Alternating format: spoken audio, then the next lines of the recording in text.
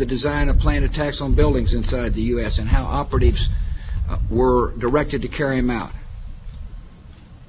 That is valuable information for those of us who have the responsibility to protect the American people.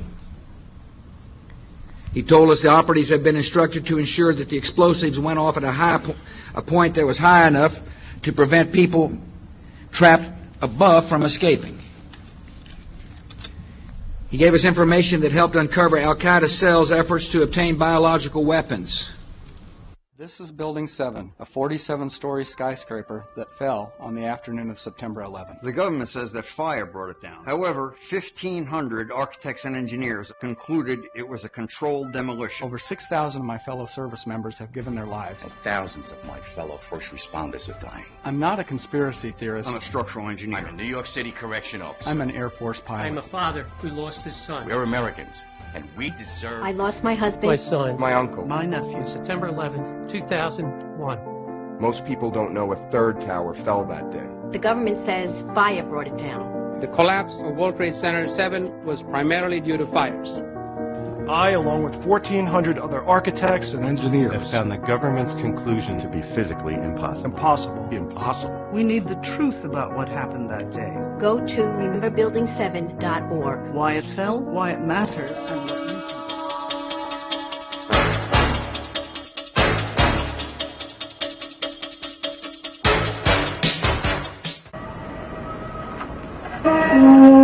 Many years ago, in a land called Egypt, there lived a very mean king.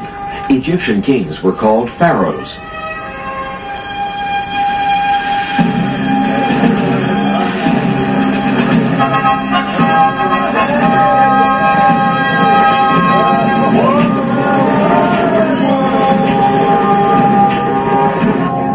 The story begins with the Egyptian pharaoh ordering the deaths of all Hebrew baby boys.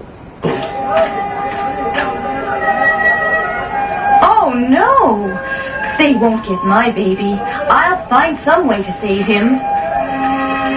The Hebrew mother of baby Moses tries to save him by hiding him in the bulrushes on the Nile River. What's that? A baby! When baby Moses is found by the princess daughter of the Egyptian pharaoh, the princess decides to raise him as her own son. Moses now has two mothers, a royal Egyptian princess mother and a non-royal Hebrew mother who hides her identity as Moses' Hebrew mother, gets a job as a servant at the palace, and helps the princess raise Moses. Why did the Bible omit the historical names of the pharaoh's princess daughter and the pharaoh? Their historical identities can be found by comparing the dates and events of the Bible story with factual Egyptian history. All dates followed by the letters BC count backwards to 0, which is the beginning of today's Christian calendar. Bible researchers have calculated the birth of Moses at around 1520 BC. The ruling pharaoh of Egypt at that time was Thutmose I, and his princess daughter was Hatshepsut. Egyptian history verifies that Princess Hatshepsut married her brother named Pharaoh Thutmose II. But when Hatshepsut couldn't produce a male heir to the throne, her brother husband chose a non-royal mistress named Isis to produce a male heir and named their son Thutmose III. Hatshepsut raised the boy as her own son, even though Isis was his real birth mother. The Bible story of Moses closely matches the factual Egyptian story of Thutmose III. Even the names Moses and Thutmose are almost identical. In the Bible story, Moses gives up his big chance to be the richest, most powerful ruler in the ancient world to become a lowly, poverty-stricken Hebrew laborer. But wouldn't becoming ruler of Egypt and Canaan have been the most intelligent way to help his fellow Hebrews? The historical facts show that's exactly what Thutmose III did. Once he grew up to become Pharaoh of Egypt, Thutmose III organized military campaigns with his mighty armies and chariots and defeated the enemies of the Hebrew Hyksos who had settled in Canaan.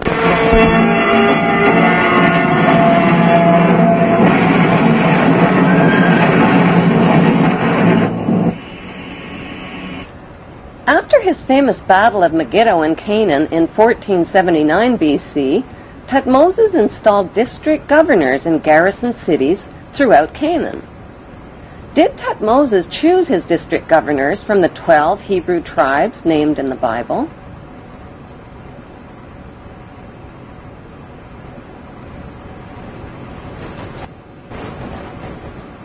Is it just a coincidence that today's Temple of Isis, located on the Isle of Philae in Egypt, has the same name as Thutmoses' mother? Some suggest that Thutmoses III built the original Temple of Isis to honor his Hebrew mother, who was named after the goddess Isis, and that the temple was later restored by the Ptolemy kings. An inscription inside the temple identifies Isis as the mistress queen of Egypt. Today, Thutmoses III is immortalized in stone in the corporate city-state of London, right next to his Egyptian obelisk honoring the pagan Egyptian god Amun. Why has UNESCO and others spent billions of dollars and years of labor moving the massive tonnage of the Isis temple and obelisks honoring the pagan god Amun? The answer lies within the continuing Bible story. After the Hebrews settled in the land of Canaan, they renamed it Israel. Their king, King David, reigned for 50 years. Egyptian history reveals that Pharaoh Susenes also ruled Canaan for nearly 50 years, at the same time as the biblical King David. Both battled the same enemy called the Sea People or Philistines.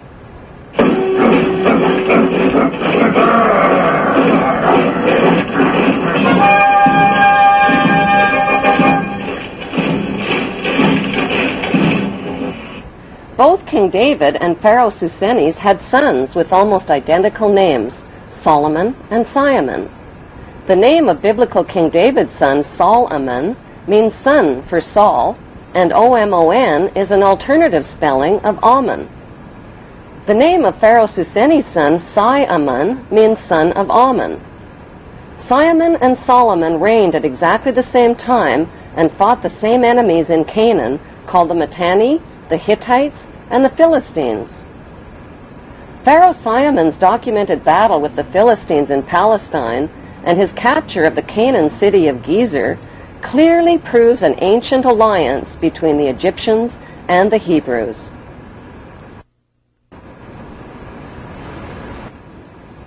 The famous King Solomon's temple in Jerusalem means Temple of the Sun God Ammon.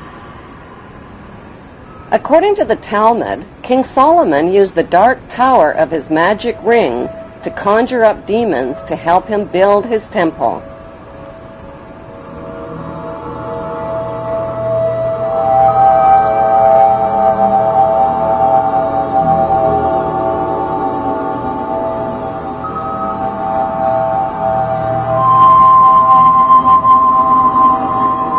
The temple became the center for sexual orgies, the worship of golden idols, and for animal and human sacrifices, including the sacrifice of infants and children.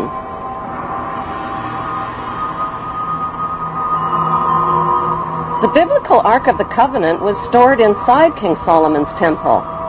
The Ark had 4 gold rings built into its 4 corners, each representing the 4 corners of the earth over which descendants of the biblical Abraham are destined to rule. Since archaeologists claim the biblical King Solomon was no more real than the evil wizard Saruman from the movie Lord of the Rings, who built King Solomon's temple?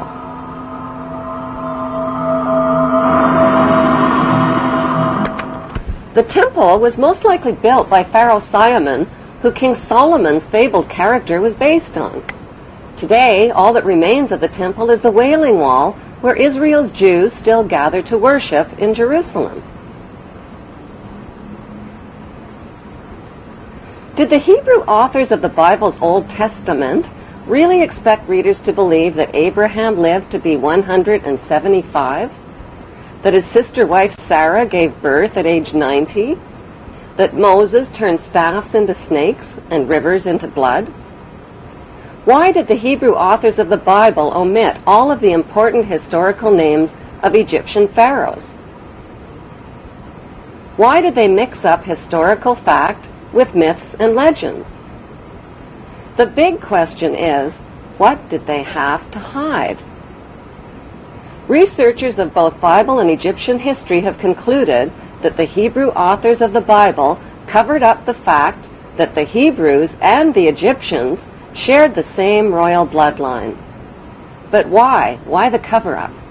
Because after the Egyptian people forced the Hebrew Hyksos kings out of Egypt, the only way the Hebrews could continue ruling Egypt was to hide their Hebrew identity from the Egyptian people.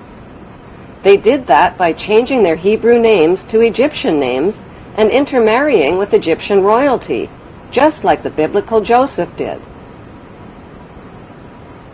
By hiding their Hebrew identity, the Hebrews continued to rule Egypt secretly as Egyptian royalty. They worshipped Egyptian gods, followed Egyptian laws, and violated Jewish Hebrew laws. This meant they had to hide their Hebrew identity not just from the Egyptian people, but from the Hebrew people as well.